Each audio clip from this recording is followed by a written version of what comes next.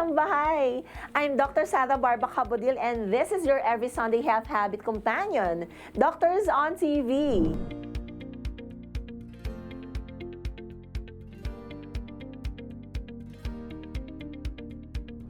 Makasangbahay, maliit lang ang thyroid pero napakalaki ng papel na ginagampanan nito sa ating katawan. Naku, at kapag ito po ay nagkaproblema, naku, malaki ang epekto sa ating kalusugan.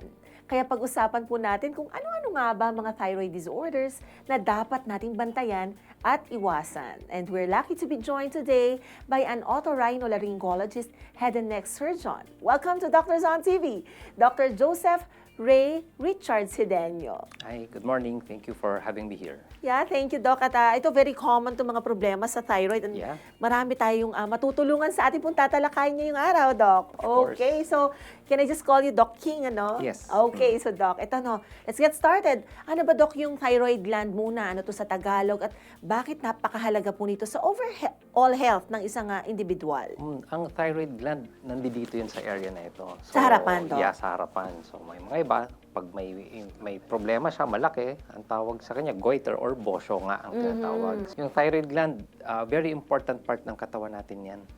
So, layman's term, para siyang, sabihin na natin parang baterya ng katawan natin. Nagko-control ng metabolism. Tapos may linalabas siyang chemical ngayong FT3, FT4, na kapag mataas, parang hyper ka. Pag mababa, yun yung hypothyroid na tinatawag. O kasi nakikita nga natin sa mga ibang individual, merong medyo mababa ang kanilang enerhiya, di ba? Yes. Yung iba naman parang walang kapaguran. Parang minsan gabi na pero parang energy, parang parang maaga pa. Yes. Okay, so ito thyroid gland pala ang may kinalaman dito. Yes. Kaya nyo nasabi na ito yung parang baterya ng katawan. Okay, so Doc, Yes. pero ito, no, ang topic natin kasi is thyroid disorder. So, ano po yung mga common thyroid conditions na kalimitan mas naririnig natin sa iba't ibang mga individual? Madalas natin maririnig yung tinatawag din ng hyperthyroid. Yun nga yung mataas yung production ng thyroid hormones. Yun nga yung hyper, parang uminom ng kape. Yung hyper naman, yung kulang yung production ng hormones. Pero bukod doon, iba pa yung tinatawag na multinodular goiter or yung may nodular goiter, may bukol mismo. Pwede kang walang bukol, pero hyperthyroid. Pwede rin hyperthyroid at may bukol at the same time. So, meron yan. Pag sinabing malaki ang thyroid gland, goiter na ang tawag doon. Goiter, Kaya pero may hindi bukol o ibig wala. kung may bukol o wala. Pero hindi ibig sabihin hyperthyroid ka automatic. Yes, hindi. Or hindi rin hypothyroid. Yes, hindi. Kaya dapat may Oh. blood test muna bago sabihin na hyper or hypo. I see. So, like also na meron kang findings sa dugo, pero wala, normal lang size. Pwede rin yun. Pwede rin yun. Pwede rin. Okay. Pero ito, Doc, no? Sige, so nabuksan nyo na yung tungkol sa bosyo or goiter. Ano ba yung usual causes po? Bakit nagkakaroon niya ng bosyo ang isang individual? Well, if you do readings, commonly sasabihin nila kulang yung iodine. Kasi iodine nga kasama yan sa production ng thyroid hormones natin. However, yung food natin, mataas na rin ang iodine eh. So, kadalasan pwede kang magkabosyo. It can run in the family. Okay? So this can be familial. Yes, it can be familial. Ang problem lang, hindi ito na-check dahil kadalasan walang nararamdaman ng pasyente. Oo, pwedeng normal ang pakiramdam mo. Hindi ka nahihirapan lumunok, nakakahinga na maayos, hindi malaki. Pero kapag in-ultrasound mo, tapos nag-blood test ka, meron palang problema. May bukol na pala sa loob ng hindi natin alam. I see. Okay. Kanina you mentioned about iodine. So para sa kaalaman ng ating mga kasangbahay. Kasi 'di ba, kaya nga sinasabi, pag nagtimpla kayo ng mga ulam sa bahay, mas maganda iodized salt ang gamitin. Ito ba yon yung iodine na nasa iodized salt? Yes, kasama na rin yun. Kasama. Ito din ba yung sinasabi nila, Doc, na hindi kasi sa mga bundok nakatira kasi. Kasi di ba marami kasing iodine kapag sa mga lamang dagat. So ito rin ba yung sinasabi, pwedeng dahilan, ba't nagkakabosyo? Pwedeng dahilan, pero sa Filipinos, maski nakatira sila sa may dagat, pwede pa rin magkabosyo eh. Oh, but of course, mas mataas din yung risk of course ng mga nakatira sa mga matataas na lugar. Yes, Tama ba? oo. Nakulang yung iodine intake. Okay, so yun po yung dun sa bosyo or sa goiter, no? Now, dito naman, Doc, sa kanina, minention natin yung mga overactive o kaya yung mga hypo na mga individual. So, ito ba yung mga parang pwede nating isabi na yung kanilang thyroid ay overactive also or underactive? Posible. So, may mga patients pag sinabing hyperactive, yan yung mga hirap matulog, mabilis mainitan, Maski naka-aircon, naiinitan, yung mga ganun eh. Mabilis uminit ang ulo. Nanginginig yung kamay, nagte-tremors ang tawag namin, or nagpapalpitate. So, kapag mayroong mga ganong symptoms, maganda magpa-check. Yung hypo is opposite nun. Antukin, medyo slow. Pag biniro mo, hindi niya magets kaagad yung biro, ganyan. Parang nagtawanan na lahat, pas hindi pa siya nakakarinig. Parang Ganon. hindi niya magets, gano'n. Oh. Mabagal ang tibok ng puso, antukin talaga. Pero Doc, ang hirap naman kasi for example, ako napaka-antukin ko. Tapos ikita mo naman, obviously, napaka-hyper ko. So, pwedeng wala naman akong ganong kondisyon. Okay. Pwede, So, basically, pwede. it's just my character. Okay. Yeah, pwede. Siguro dito natin pwedeng sabihin, Doc, ba na dito papasok yung dapat, bukod dun sa mga nararamdaman, napapansin na manifestation sa isang individual, papasok din dito, teka, baka character talaga niya yung yung hyper siya. So, dapat mahalagang magpa-check up para mabigyan ng request at makapagpa-check up sa dugo. Tama, Yes, Doc? oo. Ito yung mga unusual na gabi na, hindi pa inaantok. Tapos, hindi naman nagkakape. Parang talagang, tapos pawisin talaga. Yun yung mga hyper. Pero Doc, di ba yung ibang hyper, yung parang medyo nagkakaroon ng, sabi nila, lumuluwa ng kaunti ang mata.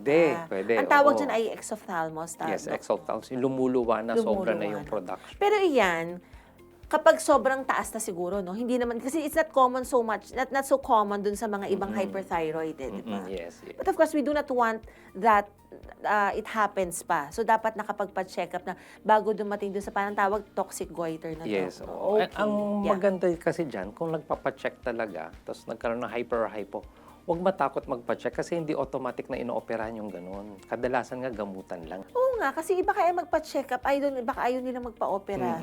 Pero pwede naman kasing gamot ang di ba? Yes. Initially talaga gamot, lalo na pag hyper-hypo, talagang gamutan muna yan. Lumalaki na ito, pero walang bukol. Pwede yun, walang bukol, lumalaki. Dahil hyperproduction nga. Oo. Gamot lang. O ayan, so makasang bahay, nako, wag masyadong kagad, matakot ng wala pang dahilan. Okay, kailangan magpa-check up.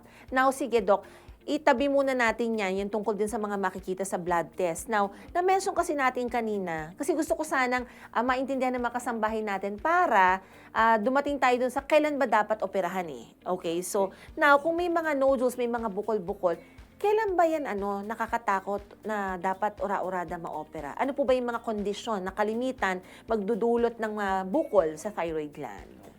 So, not all cases talaga inooperahan na. So, pag may bukol, malalaman yan kasi sa ultrasound. May mga iba obvious naman makikita na may bukol. So, ino-ultrasound pa rin namin yon. May mga iba, ang laman liquid lang pala. So, higupin mo, nagsishrink ka agad. Pwedeng monitor lang. Yung point na kailangang operahan talaga, kung nag-biopsy tayo, tapos lumabas cancerous, that's one. O kaya sobrang laki na niya na hirap huminga or hirap lumunon. Dahil may pressure symptoms Naiipon na sa likod tinatawag. no? May naiipit. Naiipit na. Pwedeng ganon, maski hindi cancerous pwedeng malaki na naiipit na pala yung airway. Pero pwede pa rin daan sa gamot or surgery na talaga kapag hirap na yung pasyente. So it can be also na initially pwedeng gamot muna, tapos pag hindi nag-okay, that's when. Yes. Okay. Like you've said, tama sabihin natin sa mga viewers na huwag talagang matakot kasi the earlier the better na ma-check, baka pwede pang gamutan. Diba? Kaysa antayin mong lumalaki na, kailangan na palang operahan. Okay, so ito para at least hindi may closure kayo, ano bang dapat gawin? Kailangan talaga magpa-check up, hindi ba, Doc? Yes. of Okay, course. so in the event that the patient has decided to see an ENT doctor like you, no, Doc, and usually, how do we go about the diagnosis? O kaya paano muna pagdating sa clinic, paano niyo po ini-evaluate yung pasyente for a possibility of a thyroid problem? One, we ask kung may nararamdaman ba sila, kailan ba nila nakapa yung bukol, ano ba yung symptoms nila. Important din doon malaman kung meron ba sa family history, meron na palang kamag-anak na may ganito or magulang na may ganito. Tapos kapag sila mismo na-diagnose na meron, maganda ma-check na rin yung family, lalo na yung mga kapatid. Okay, so Nangyari ba yung, Doc, na parang, teka, lahat pala meron? yeah. So lahat nangyayari sabay-sabay yun. magpapa-opera sila, Doc? Maganda sana kung ang minamana pera, pero pwede itong mamana Yun nga. Sana pera na lang, Doc, no? Okay, so, eventually, so in order for you to be able to confirm the diagnosis na it's really a thyroid problem, so earlier you mentioned na parang they will be subjected for some blood tests, which tatanong ka sa inyo ano po yung mga ito. And then, imaging studies also, yung ano ba yung paano makikita. Ayan. Sige, Doc. Sige, unang-unang mga blood test na importante sa amin is yung free T3 or FT3. Free T4 yung FT4 or TSH, yung tinatawag na thyroid stimulating hormone. And bukod dun sa blood test na yon, we ask for a thyroid ultrasound. Yun, dun pa lang makikita na natin kung hyper, hypo, may bukol ba o wala, o namamagalang ba, o ilan yung bukol. Hindi, yung ultrasound importante yan dahil nandun din yung description kung yung bukol ba nito is suspicious for cancer or hindi. So, very important sa amin yung ultrasound na yan. Okay. And then, okay, so granting nagawa na sila pare-pareho. Ano ngayon yung when is it indicated that you proceed to fine needle aspiration biopsy? Parang 'di ba parang dun sa mga ibang ballpen na parang, 'di ba maliit lang naman, Dok eh. Maliit lang. Parang ballpen na ayoko mag-mention ng brand, pero pag kinlik, 'di ba lalabas yung pangsulat. So ganun din, 'di ba dinidikit, tapos pag hugot, meron ng konting laman. Yun. Yan. Importante yung about the Okay. biopsy. Kailan Buti mo na-mention. kailangan mag-biopsy, Dok? Pag yung bukol malaki na, o basta may bukol, lalo na kapag ang description parang may cancer. Kasi sa ultrasound may description yan eh. Pwedeng mild, moderate, or highly suspicious for cancer. Pero it doesn't mean na cancer na yon. Kaya nga kailangan i-biopsy. Dapat din ang viewers natin, huwag matakot sa biopsy dahil yung ginagamit na karayom namin pang tusok dito, mas maliit pa kaysa yung pag nag-extract ng blood. Kung natotolerate yung pagkuha ng blood dito, mas More kaya yun. severe, okay. Pero Dok, yung sabi ko, di ba, minsan ginagamit mga parang maliit lang na mga gadget, parang ganon. How do you call that? Parang ganon. Basically, parang you would be surprised na tapos na pala. Yes, mabilis lang. Mabilis. Just a minute or two, tapos na kaagad yung procedure. Tapos at least, Mabilis pag nalaman yung resulta, nakahinga ka na ng maluwag. Mm-mm. Natatakot ka pala ng walang dapat ikatakot. Correct. Dok. Karamihan ng pasyente actually ganun. Kapag ginawa namin, ay, tapos na, mabilis lang pala. Okay, Tapos so tolerable. okay, Doc, may ibang, minsan may mga ibang natatakot. Paano kung cancer? Dahil nabutasan nila, dahil kinuha, baka mamaya lalong kumalat. I mean, what's your take on that? Actually, in my practice, ang dami ko nang nababiopsy. As in, I do it daily, yung biopsy. Kasama And- na yan sa daily routine. Yeah. Actually, pag nag-biopsy, hindi naman yun dahilan para kumalat eh. Kasi small area lang yan. And what's good about thyroid cancer, commonly, it's curable.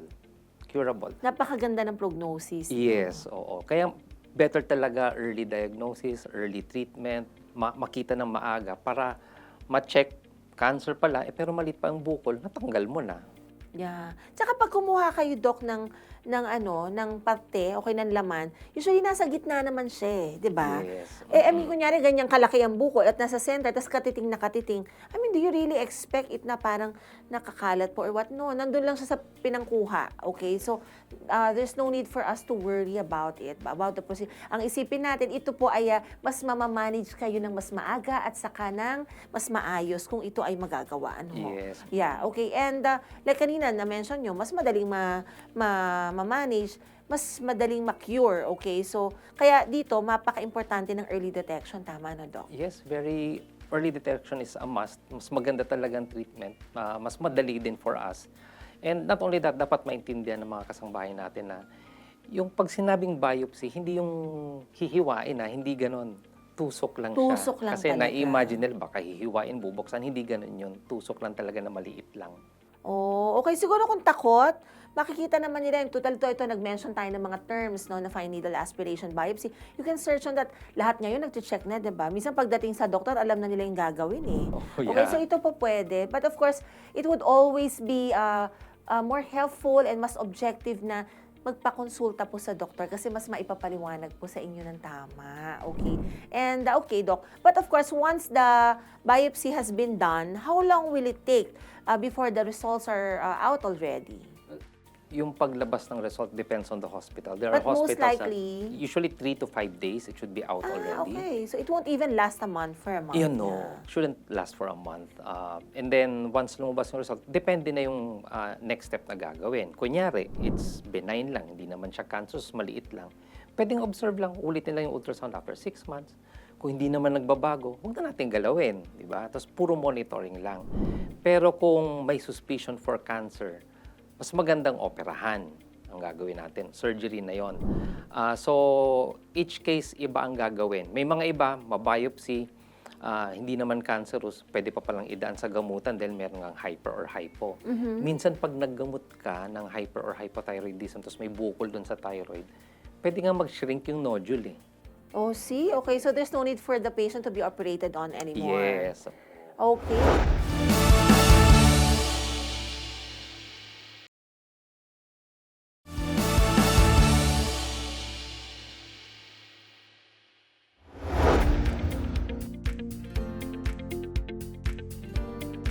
In the event that the patient is not really for surgery, usually nagta-thyroid hormone treatment.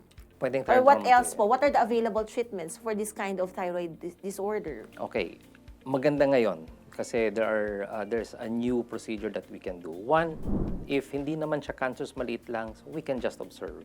Okay? Automatic, if it's cancerous, we just do surgery. But that observation would be for how long?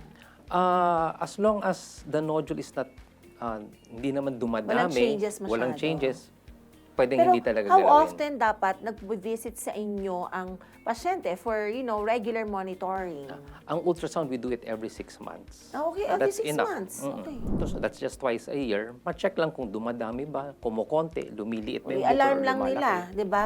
Yung isa birthday nila is after 6 months. And then yun, you just see the the Yung doctor. monitor And I'm na. sure kayo for monitoring, after nitong visit na to, bibigyan niyo na rin yan ng request para pagbalik nila after 6 months, may resulta na rin, tama ba? Yes. Okay, okay. So very Maganda na systematic, no, Doc? Yan. Yeah, so at least monitor na maigi. Automatic pag cancerous, diba? Surgery ka agad. Pero what's good right now, we have a new procedure na kapag ang bukol hindi naman siya cancerous, kunyari, nasa 2 centimeters, meron kaming bagong procedure na tinatawag na radiofrequency ablation or thyroid ablation. Okay.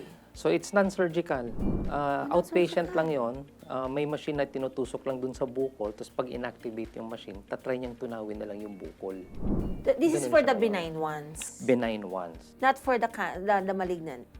In other countries, basta less than 1 centimeter, yung maliit Pwede rin lang, sa maliit they do na. it already. Okay. Pero at least walang kang ikakatakot, 'di ba? Yeah, uwian lang yon. Next day, you can go to work, walang nararamdaman yung pasyente. And then, yung mga patient na we do thyroid ablation, pabalik lang after 3 months to check yung size ng nodule, lumiit ba siya. Commonly, so far, lahat ng ginawa ko na patients na thyroid ablation, nag-shrink yung tumor ng 60-70%. Oh. I have 2 patients that just visited me last week. I did thyroid ablation 6 months ago, nawala na yung nodule. Oh, so did you put the patient on a thyroid medication or not No. really? So just that radiofrequency ablation or thyroid ablation? Yeah, what's good about it, it doesn't change pati yung hormones ng patient, not affected. Unlike surgery, syempre, pag inoperan mo, may iinumin kang gamot O habang kasi buhay. para ma-replace mo, dahil napakahalaga nga ng role ng thyroid hormone. Di ba? Yes, Kasi siya very yung baterya important. ng katawan. So, ma-affect yung metabolism, no? So, this one is... Pero syempre, hindi ko natatanong kung magkano.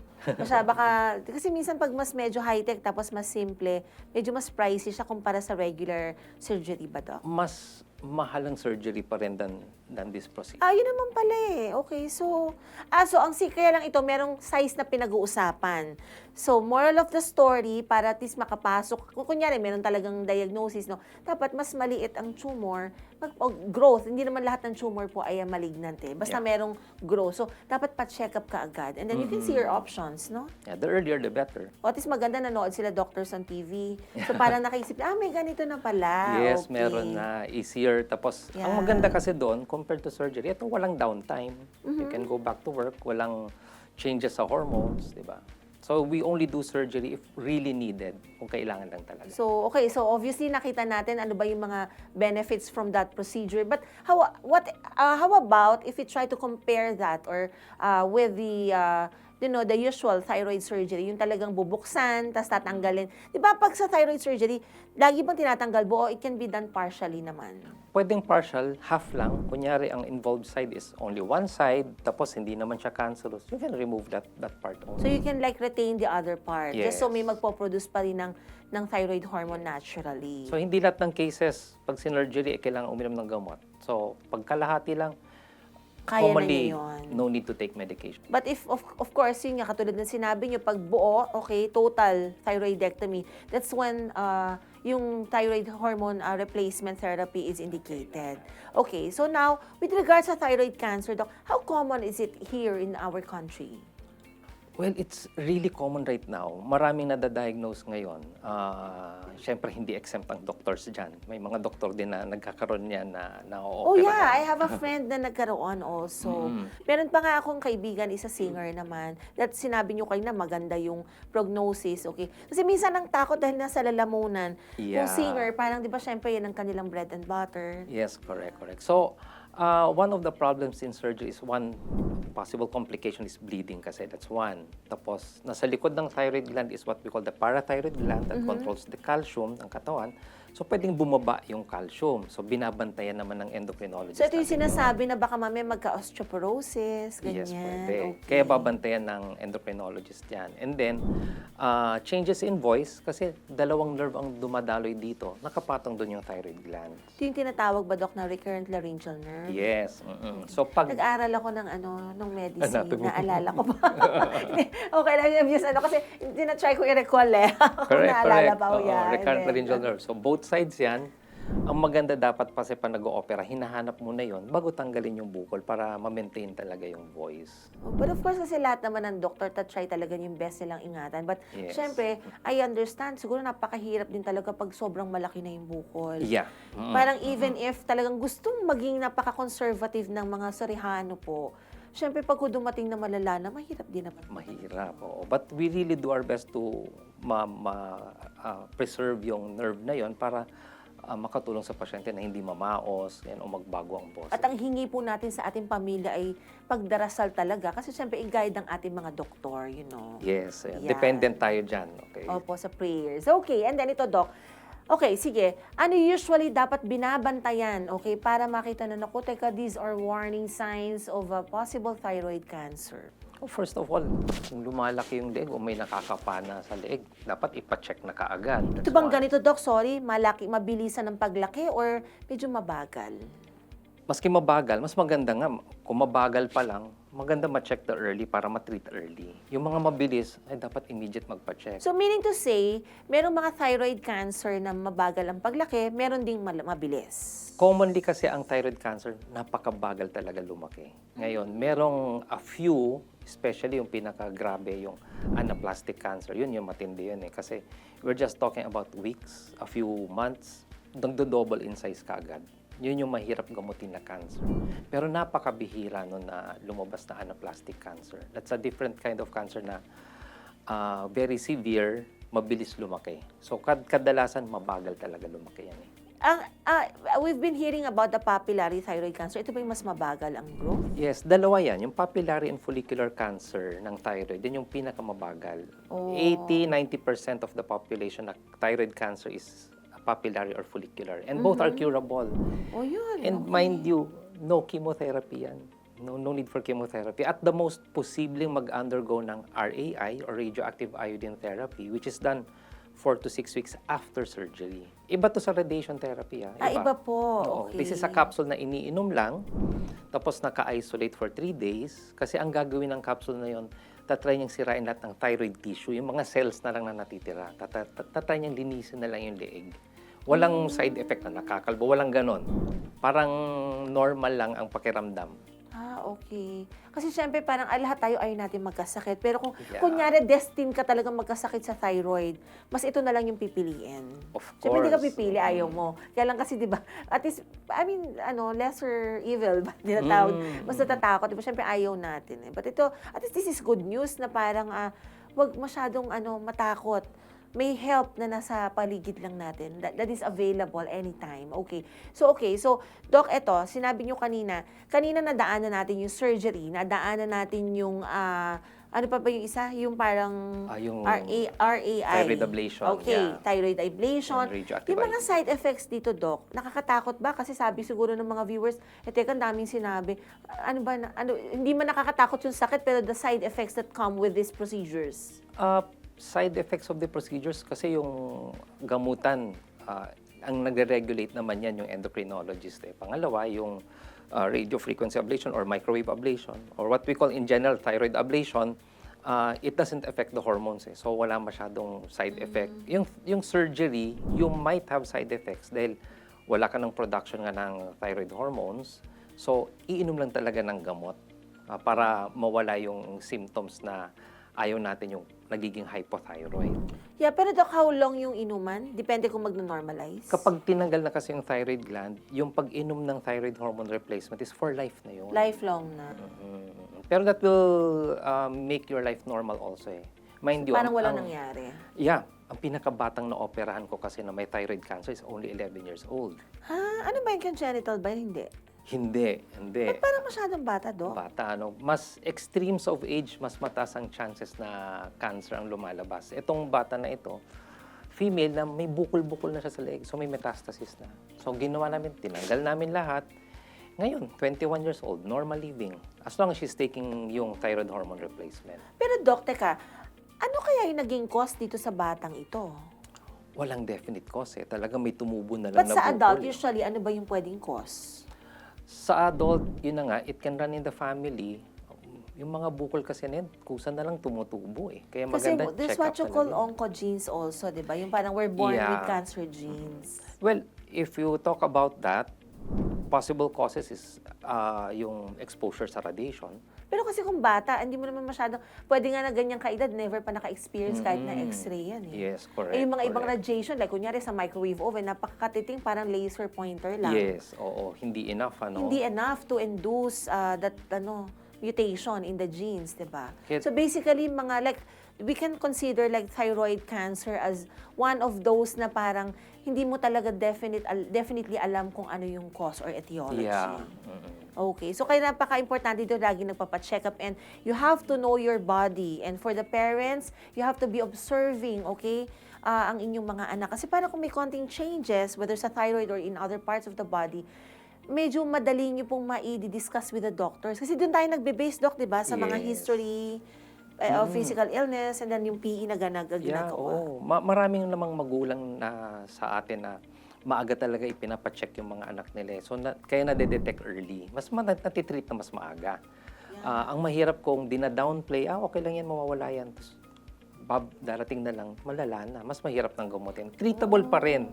Pero mas tumataas yung chances of complications. Eh kasi parang hindi na thyroid yung problema mo, yung kinalatan, another problem na yan, or Yeah. problems, depende kung ganong karami nilakbay niyan.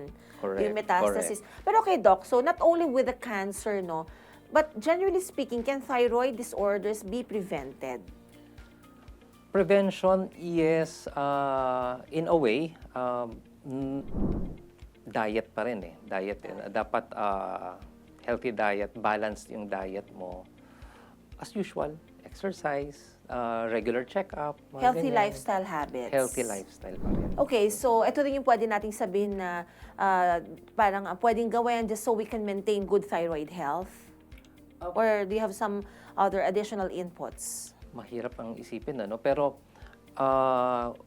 food natin kasi is already there na meron ng iodine eh. So most food that we have in the market may iodine na. Unless you live in high area nga na konti lang yung iodine. So that's one. Dapat laging nagpapacheck din. Pupunta sa endocrinologist to check the thyroid hormones. Another one... Food preferences, Doc. Food preferences. May mga food kasi na nagde-decrease ng absorption ng iodine. Like? Okay? Nandyan na yung cabbage, cauliflower, broccoli, bok Naku, choy. ito pa naman yung mga pinaprescribe ko dun sa mga mukhang may hyperestrogenism para to flash out yung mga bad fractions of estrogen. Salad, ano, mga salad. Yeah, oo. However, pwede naman kainin eh. Huwag lang araw-arawin. Tapos better kung boiled siya. Boiled. Maski boiled. Kung cook siya, walang problema. Pero kung fresh talaga siya, tapos everyday, yun na lang yung kinakain mo umaga, tanghali, gabi, dinidecrease niya yung absorption ng iodine, nawawala. Iodine. So kahit yung kinakain mo ay rich in iodine, still hindi na siya na-absorb din because of Yes. itong mga vegetables. Ito yung mga cruciferous vegetables. Yes. Mga root crops yan. Okay. Naku, Doc, ang dami natin na pag-usapan. Nakakatuwa. I mean, I enjoyed this interview. No? Thank you very much for your generous input, no, Doc King. But before we let you go, okay, we will bust some myths. After this short break, magbabalik pa po ang Doctors on TV.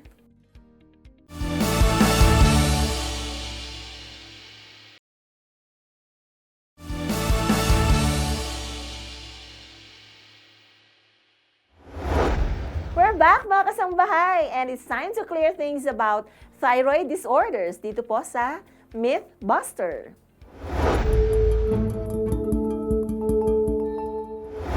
I'll read a statement, Doc, and you tell us if it is a myth or a fact. At kung ito po ay myth, you may briefly explain why, kung kinakailangan. Are you ready, Doc? Okay. Okay, so let's get started. Myth or fact, only women get thyroid problems. Of course not. Even men. Mas nakakatakot pa nga sa lalaki. Kasi common sa babae, pag ang lalaki meron, mas mataas ang chance na cancer. Kaya kapag lalaki may goiter, mas magandang magpa-check agad. Oh, bakit ganun, Doc? Well, it's hormones. So sa babae, it's really common na Hormones. pwedeng lumaki. Sa lalaki, hindi eh. So kapag may bukol ang lalaki, maganda magpa-check ka agad. Okay, Mas medyo aggressive kami Medyo doon. nakahinga ko ng konti. Bias na babae. Okay, this one, Doc. Myth or fact, all thyroid problems require surgery. Of course not. Hindi lahat. Yeah. Madalas, pwedeng gamutan lang. Most common pa nga, ino-observe lang. Yeah, and ang ganda ng discussion nyo nga kanina, Doc. Okay, ito. Myth or fact, thyroid surgery will always affect your voice. Of course not. As long as na-check yung nerve, yung recurrent laryngeal nerve, tapos maayos yung pag-opera, hindi naman kailangan kasi magmadali mag-opera. Then, dapat talaga matanggal lahat ng tissue para hindi na rin umulit, tapos i-prevent yung mga mga complications na yan na baka matamaan yung nerve eh. So, maging maingat lang. But of course, sa end ng mga pasyente, magpa-check up ka agad para hindi mahirapan ang Sorehano sa paggawa. Hindi po ba? Yes, Okay. yes. So ito, myth or fact, goiter is always caused by iodine deficiency. Not all. Not all. Commonly, it can be caused by iodine deficiency, pero there are certain cases na kasi namamana eh. Pwedeng mamana yung thyroid problem or nodules, maski yung hyper or hypothyroidism. Pwedeng mamana, kaya not all cases is because of iodine deficiency. I see. Okay, so that's good news. Mm-mm. Eto, taking iodine supplements will fix all thyroid issues. Not all din. Oo. So there are certain cases that you need iodine para dun sa mga kulang yung production ng hormones or may thyroid problem talaga na mababa yung iodine. Pero not all needed to take iodine para ma-fix. Kasi meron din tinatawag na autoimmune. May mga iba na nandun na yung cancer. Hindi to na-fix na lang na iodine. Oh, okay. So, and naku, finally, Doc, what message would you like to give to viewers with neck swelling or symptoms? As always, as we have mentioned a while ago, early detection. Magpa-check maaga pa lang, be aware of your body. Importante na alagaan natin sarili natin, healthy living, eat the proper food. Mas mahal ang umiinom ng gamot kaysa kumakain ng tama. So early pa lang, may bukol o may nararamdaman, magpa-check ka agad para mas madaling magamot. Yeah, very simple but very well said, Doc. Okay, you. Doc, baka may gusto kayong batiin? All Your the doctors kids or lang. your- Oh yeah, my family. Hello out there. Pero sa mga doctors, gawin lang natin yung best to help our patients. No, that's so kind of you. And you might want to invite our viewers to visit you here at Makati Medical Center. So, to our viewers, if you have a thyroid problem, we are here to help you. Yung mga problema nyo dyan sa thyroid, hindi nyo solong problema yan. Problema na rin namin yan. So, we will help you in this. So, we will be there for you. How about financial problems? Pwede ba, Doc? Oh yes. We have what we call the MMC Foundation. So that's we help nice. patients also. Oh, okay. Makati Med nga sabi, the hospital with a heart. Okay. Thank you very much again, Dr. Joseph Richard Sedeño, or Doc King from Makati Medical Center. And for more information about Makati Med services, visit the Makati Medical Center website at www.makatimed.net.ph. You can also conveniently book an appointment online or reach their 24/7 hotline hotline at 02-8888-8999. So 58 po yan, 39. Stay connected to world-class healthcare anytime, or you can visit here at Makati Medical Center, your trusted health partner, the hospital with a heart. Located at number 2 Amorsolo Street, Legazpi Village, Makati City. At hindi pa po tayo tapos mga kasangbahay. Nako, dahil alam nyo ba na may isang kondisyon sa mata na dulot po ng thyroid dysfunction. Ito po ang thyroid eye disease. Paano nga ba naaapektuhan ng ating mata at paningin ng sakit na ito? At ano ang pwedeng magawa para malunasan ang sakit na thyroid eye disease? Alamin natin yan dito sa Health Tips.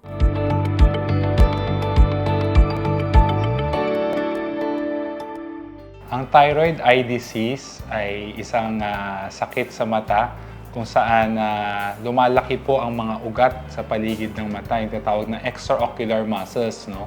So meron po tayong 6 na muscles sa paligid ng mata na nagkokontrol ng paggalaw. So kapag tayo ay may thyroid eye disease, no, dahil po dito sa kondisyon ito, kumakapal po itong mga muscles around the eye, kaya po nakakapansin tayo ng pagluwa ng mata, no, yung tinatawag na proptosis, at saka may kasabay na tinatawag na ptosis, yung pagkabagsak ng talukap ng mata. At pwede po itong magbigay ng mga discomfort, lalo na sa paggalaw ng mata, left and right, medyo may restrictions. No?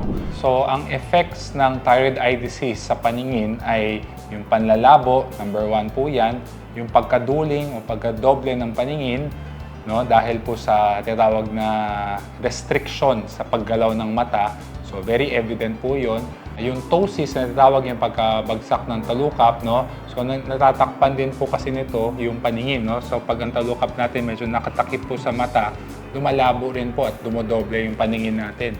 Also, kung may tinatawag na proptosis, yung pagkaluwa ng mata, nakaka-experience po yung pasyente ng dry eyes, no? Severe dry eyes, no?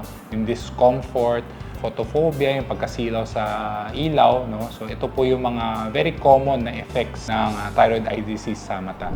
Ang causes ng thyroid eye disease ay yung tinatawag na improper hormone na balancing ng katawan, no? So meron tayong tinatawag na thyroid gland dito sa ating bandang leeg, no, na nagpo-produce ng thyroid hormone. Ito po yung thyroid hormone, responsible siya sa ating maintenance ng ating energy, yung growth, yung pinakasigla ng katawan natin. So kung nagkakaroon ng imbalance, mostly yung pagtaas ng thyroid hormone, yung pag-angat niya, so na-affect po yung mga muscles around the eye. Tumataba po siya, lumulobo. Pag sinasabi natin sa thyroid orbitopathy na stages, no, hindi naman po talaga natin siya nag-grade based on stage, no? Mostly on presentation, no? So yung pagkaluwa, mini-measure po natin. Minomonitor natin kasi yung improvement nito habang ang pasyente ay gumagaling or nag-i-improve with the anti-thyroid medications, no? So usually kami sa ophthalmology, ginagawa namin, mini-measure namin yung pagkaluwa ng mata, yung tatawag na Hertel's exophthalmometer, no? Pinapa-CT scan din namin para makita namin yung gaano ka laki yung mga muscles around the eye at kung may naiipit tong ugat, lalo na tong tinatawag na optic nerve sa likod, no?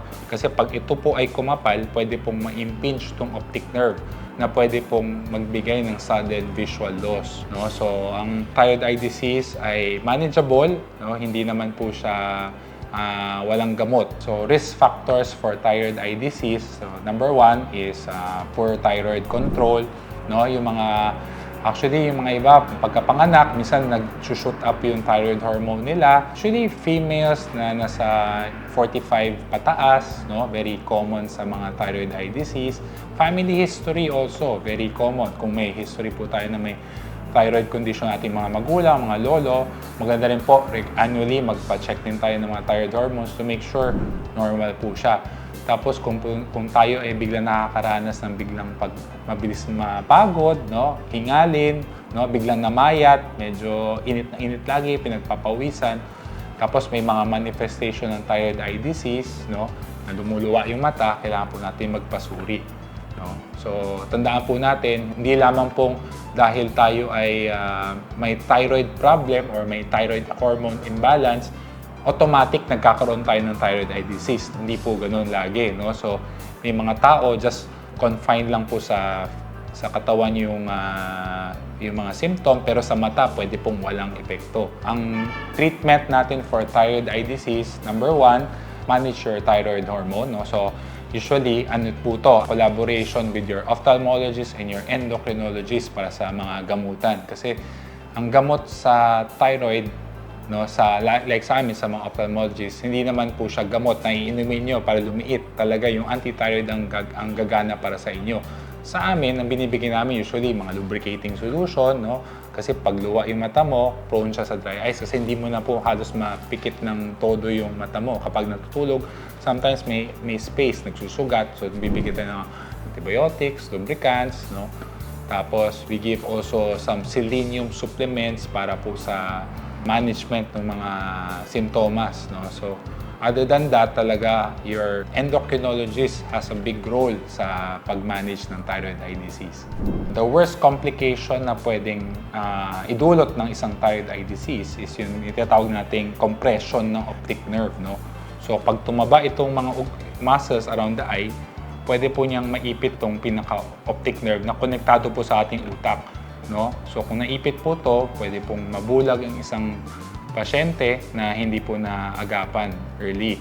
So usually, kung nakita natin ganito na ngayong senaryo, biglang lumabo, biglang kumapal, minsan nag-operasyon po yung kailangan, no? Para nagdi-decompress kami dito sa mata, tatanggal ng buto, para po magkaroon ng espasyo yung mata, para hindi po maipit tong ugat, no? So, hindi po siya madali gawin, no? At saka hindi siya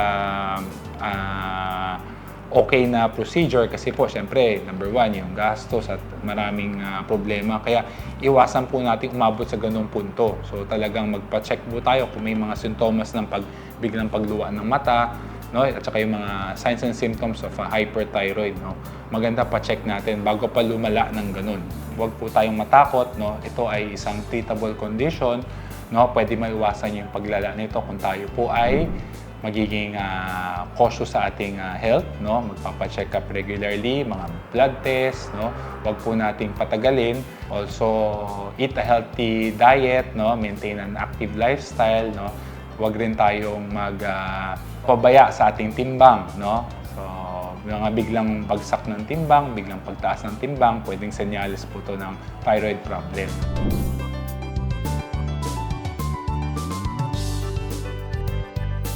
So, thank you po ulit sa pag-imbita. So, sana po marami tayong natutunan tungkol sa thyroid eye disease. Ako po si Dr. Kevin Tan. No? So, ako po ay nagki-clinic sa Chinese General Hospital and Medical Center. Mondays, Wednesdays, and Fridays, 2 to 5 p.m. Maraming salamat po muli.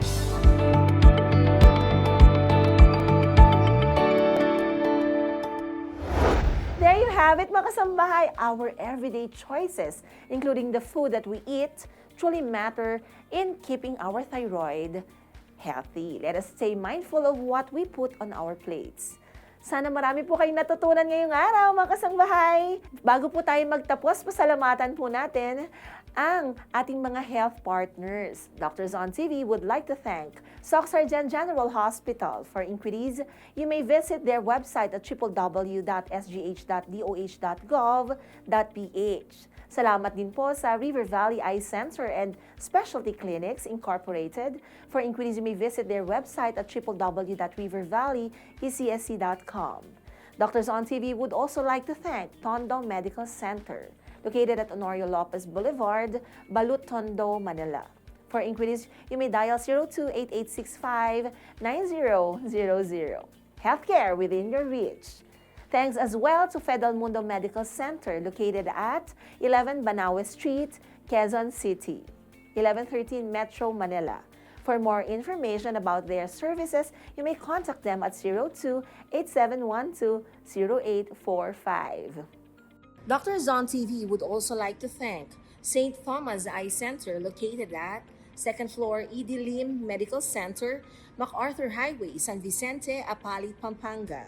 For more information about their services, you may contact them at 0956-956-9722.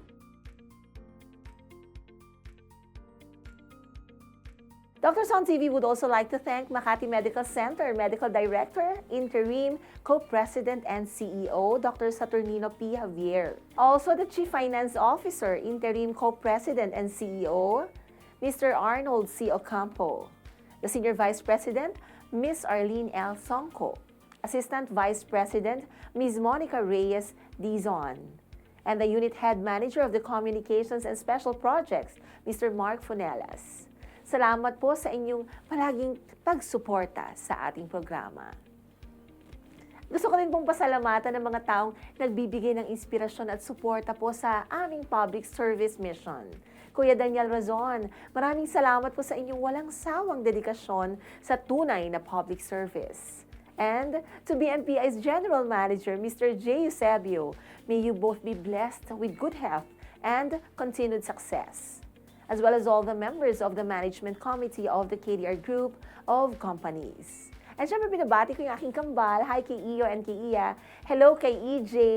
And sa aking brother kay Norman. Sa husband ko kay Dr. Aline. At sa mga pasyente po namin sa Barbaca Budil Health and Wellness Center. And also, hello sa mga taga-Delicates Food Corporation headed by Mr. and Mrs. Jonathan Mooney. Hi kay Tita Letty Duarte and kay Deng. Yan. And of course, Nanay and Tatay, I love and miss you both so much. Ayan. And of course, kung gusto niyo pong balikan, mga kasambahay, ang mga segments today o i-share po sa mga kaibigan niyong health conscious, pwede, just visit our social media pages. You may check on www.facebook.com/doctorsontv and hit that subscribe button on YouTube at www.youtube.com/@UNTV News and Rescue para lagi po kayong una sa health info. At huwag po kalimutang tumutok ulit next Sunday, araw ng Linggo, 9 a.m. dito lamang sa UNTV. And also, don't forget to like and follow my Facebook page. Just type Dr. Sara Barbaca Budil in the search box. Muli po, magandang umaga at maraming salamat sa inyong lahat na nakisama sa isa na namang makabuluhang talakayan tungkol po sa kalusugan. Ako po si Dr. Sara Barbaca Budil at ang laging paalala namin, let's make it a habit to learn about good health. Only here at Doctors on TV. Doctors on TV would like to thank Clinica Figura, located at Entrata Building, Philinvest, Alabang. You may contact them at 0917-317-7272. Barbaca Budil Health and Wellness Center, located at Unit 1531, Centuria Medical Makati, Century City, Makati. You may contact 0917-317-7272 for appointments and other inquiries about your health and wellness needs.